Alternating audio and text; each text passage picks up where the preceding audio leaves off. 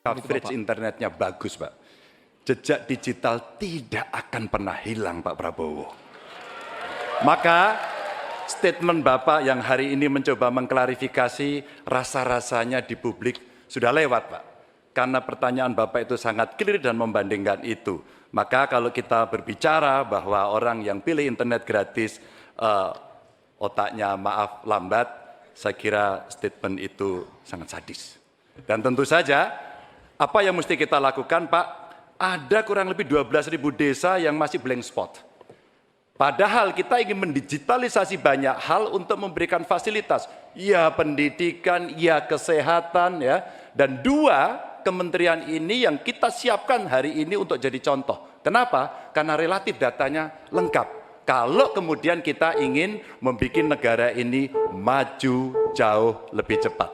Terima kasih.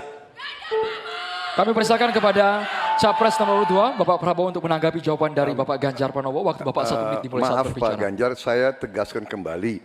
Dalam konteks internet gratis, kalau dibandingkan dengan makan gratis, mana yang lebih diprioritaskan? Maksud saya adalah makan gratis diprioritaskan. Bukan berarti internet gratis tidak penting. Sama sekali tidak. Saya apabila jadi presiden, saya akan bawa internet gratis ke seluruh desa di seluruh Indonesia. Jelas itu.